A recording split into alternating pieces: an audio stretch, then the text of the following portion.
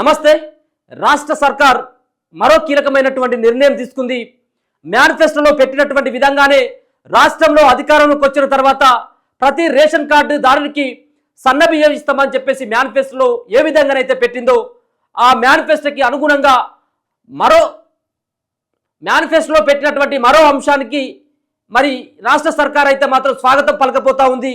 ఖచ్చితంగా మేము ఇచ్చినటువంటి హామీ మేరకు మేము ప్రతి రేషన్ కార్డు దారునికి ఖచ్చితంగా సన్నబియ్యం ఇస్తామని చెప్పేసి ఏదైతే చెప్పినామో ఆ హామీని మేము నిలబెట్టుకుంటామంటూ రేపు ఉగాది పండుగ రోజు అంటే తెలుగు ప్రజలకి కొత్త సంవత్సరం, ఈ కొత్త సంవత్సరం సందర్భంగా రాష్ట్ర ప్రజలకి ఓ తీపి కబురు అందించాలన్నటువంటి ఉద్దేశంతో రాష్ట్ర సర్కార్ కీలకమైనటువంటి నిర్ణయం తీసుకోవడం జరిగింది.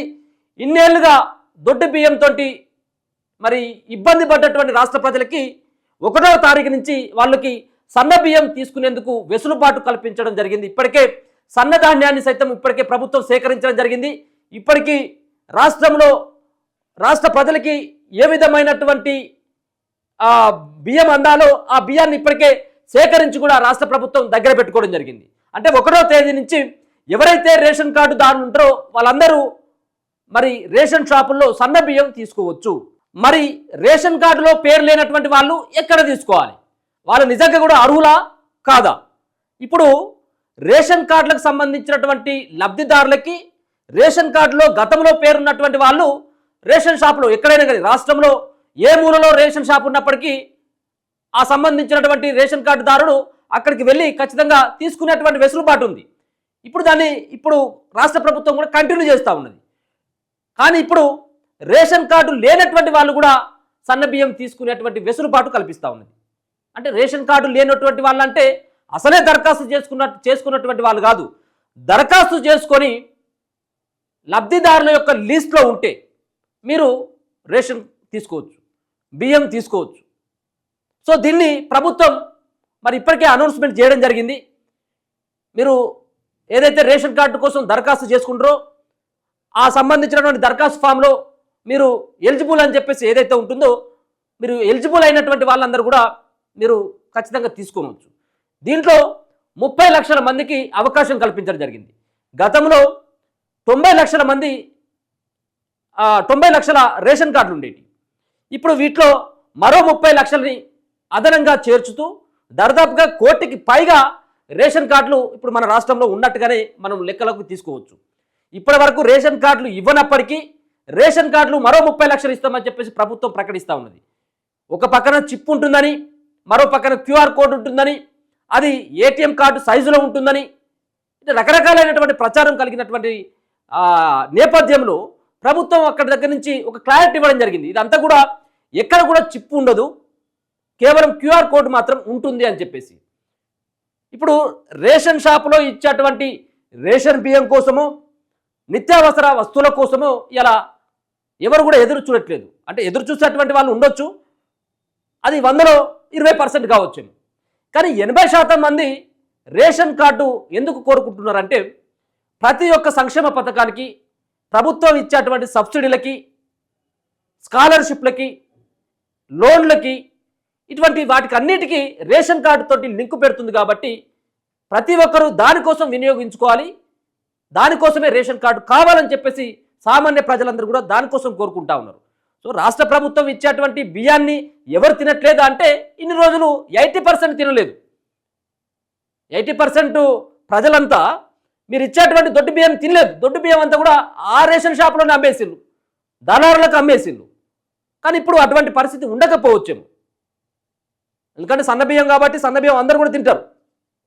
దీనివల్ల ప్రభుత్వానికి ఒక మంచి పేరు వస్తుందని చెప్పేసి ప్రభుత్వం కూడా ఆలోచిస్తూ ఉంది. కాబట్టి రేషన్ కార్డు లేనటువంటి వాళ్ళు మీ యొక్క పేరు లబ్ధిదారుల లిస్ట్ ఉన్నట్టయితే మీరు నేరుగా వెళ్ళి తీసుకోవచ్చు. కానీ దీనికి ఏ విధమైనటువంటి గైడ్లైన్స్ని మీరు రిలీజ్ చేసినది ఇప్పుడు కావాలి. ఇప్పుడు రేషన్ కార్డులో మీరు లబ్ధిదారుడు అని చెప్పేసి తెలుసుకునేందుకు వాళ్ళు రేషన్ షాప్ దగ్గరికి ఏ నెంబర్ పట్టుకపోయి డీలర్కి అప్పగిస్తే వాళ్ళు రేషన్ బియ్యం ఇస్తారు. దీనికి మీరు క్లారిటీగా చెప్పాల్సినటువంటి అవసరం ఉన్నది. నేరుగా పోయి నేను లబ్ధిదారుని అని చెప్పేసి రేషన్ షాప్ ఓనర్ దగ్గరికి పోయి నేను లబ్ధిదారుని అని చెప్పేసి అంటే ఆయనకు ఏ విధమైనటువంటి ప్రూఫ్ అందిస్తే వాళ్ళకి బియ్యం ఇస్తారనేది కావాలి. దీనిపైన ఇమ్మీడియట్గా మీరు ఖచ్చితంగా కూడా రేపు ప్రారంభోత్సవం అవుతుంది కాబట్టి రేపు ఈ హుజూర్ నగర్ నుంచే మంత్రి ఉత్తమ్ కుమార్ రెడ్డి, ముఖ్యమంత్రి రేవంత్ రెడ్డి ప్రారంభిస్తున్నారు కాబట్టి ఈ గైడ్లైన్స్ చెప్పండి. మీరు 30 లక్షల మందిని 30 లక్షల మందిని మేము అర్హులుగా చేరుస్తూ ఉన్నాం. 90 లక్షలు గతంలో ఉండే రేషన్ కార్డులు, ఇంకొక 30 లక్షలు మంది అర్హులు కొత్త కార్డులు ఇస్తాం. మీరు కొత్త రేషన్ కార్డులు కావాలనుకున్నటువంటి వాళ్ళు కొంత సమయం వెయిట్ చేయండి. అప్పటి వరకు మీకు ఇచ్చేటువంటి బియ్యం ఇస్తారు. ఇక మీరు మీ సేవకా నుంచి తీసుకెళ్తారా, లేకపోతే ఏ విధమైనటువంటి పత్రాన్ని తీసుకపోతే మీరు ఆ యొక్క రేషన్ డీలర్ మీకు బియ్యం ఇస్తారనేది రేపు క్లారిటీ ఇవ్వాల్సినటువంటి అవసరం ఉంటుంది.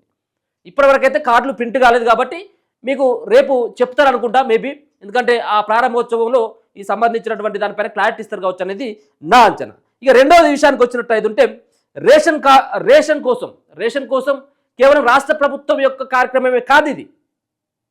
దీంట్లో కేంద్ర ప్రభుత్వం యొక్క వాటా ఉంటుంది, చెరిసగంగా ఉంటుంది. వీళ్ళు ఇద్దరు కూడా సంయుక్తంగా నిర్వహించేటువంటి ఒక పథకంగా చెప్పుకోవచ్చు. రేషన్ కార్డులో ఉన్నటువంటి బియ్యానికి ప్రభుత్వం కొంత ఖర్చు పెడుతుంది, రాష్ట్ర ప్రభుత్వం, కేంద్ర ప్రభుత్వం సగం ఖర్చు పెడుతుంది. దానికోసం 10,665 కోట్ల రూపాయలను ఖర్చు పెట్టేది కేంద్ర రాష్ట్ర సర్కార్లు. ఇప్పుడు సుమారుగా 13,523 కోట్ల రూపాయలని కేంద్ర రాష్ట్ర ప్రభుత్వాలు ఖర్చు పెట్టాల్సినటువంటి అవసరం ఉంటుంది. ఎందుకంటే కార్డుల సంఖ్య పెరుగుతూ ఉంది, లబ్ధిదారుల యొక్క సంఖ్య పెరుగుతుంది కాబట్టి ఇప్పుడు దాదాపుగా ఇంకా 3,000 కోట్ల రూపాయలని కేంద్ర రాష్ట్ర ప్రభుత్వాలు సమకూర్చుకోవాల్సినటువంటి అవసరం ఉంటుంది. అంతేకాకుండా ఇప్పటికే ఒక పక్కన రేషన్ కార్డు పైన ప్రధాని నరేంద్ర మోడీ యొక్క ఫోటో ఎందుకు పెట్టాలని చెప్పేసి గతంలో కాంగ్రెస్ పార్టీ వాళ్ళు అంటే అప్పుడు బీజేపీ పార్టీ వాళ్ళు కొంత విభేదించింది. ఇప్పుడు రాష్ట్ర సర్కార్ కూడా ఆలోచిస్తూ ఉన్నది.